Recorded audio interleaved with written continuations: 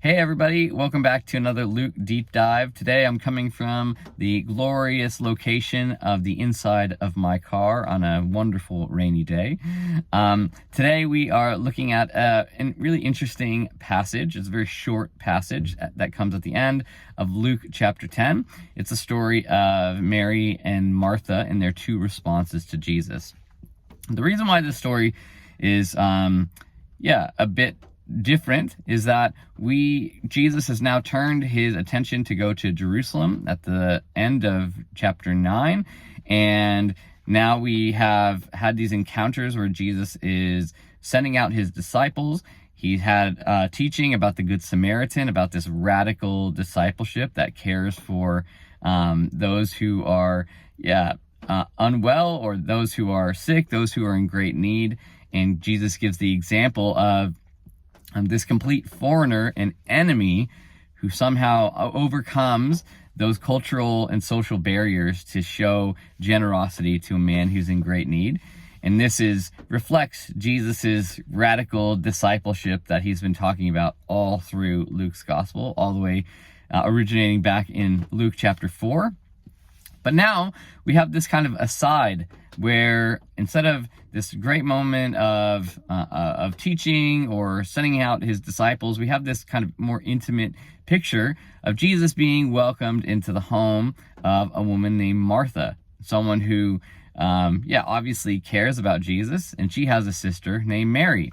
If you've read this story before, it's a very familiar one.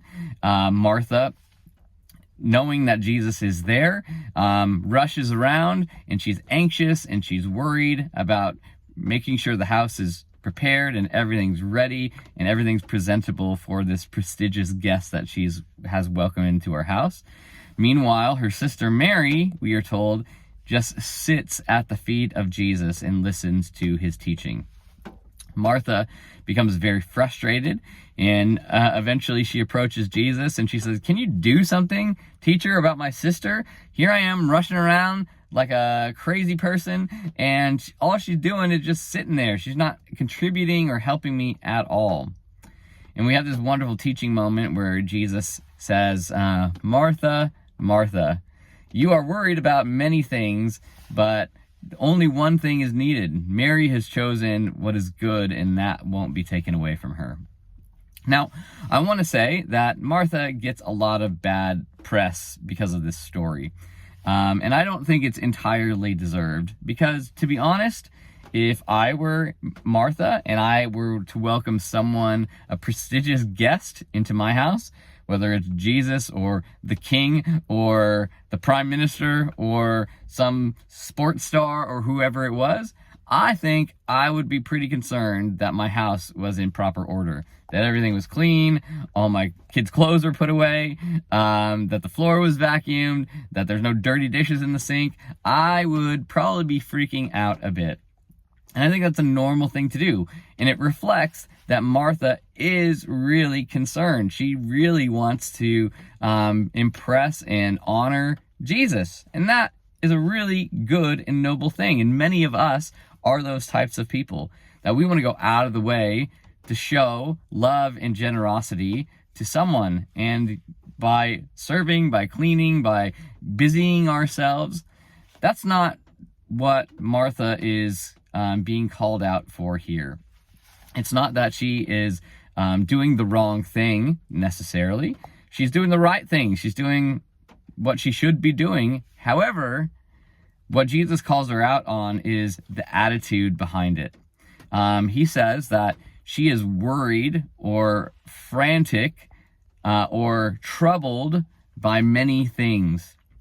So instead of seeing this as an opportunity to serve and to give and to honor someone by going out of your way and cleaning the house and preparing the place as a way of service, she becomes overwhelmed by the amount of work that needs to happen.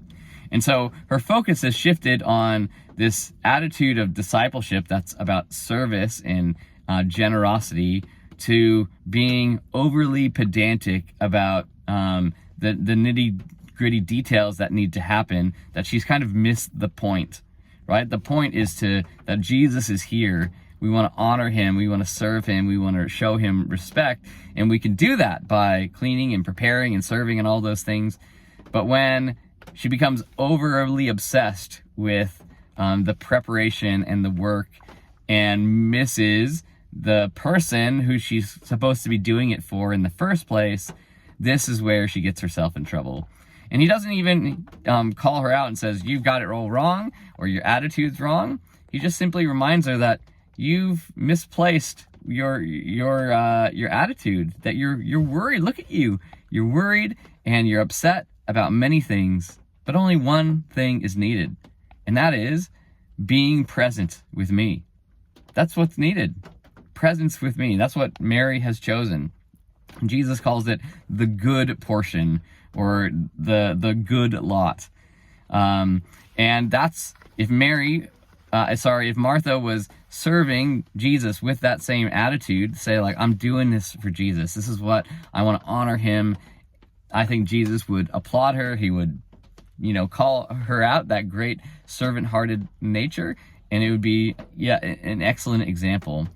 We later see that Martha has obviously learned from this situation in John chapter 12. Jesus is at Mary and Martha's house again, and this time we are told that Martha served while Lazarus waited at Jesus' feet. And in this case, instead of being troubled and worried and concerned as she's prepared, it just says that she served. And that word is the word that we get the word deacon from. She deaconed Jesus.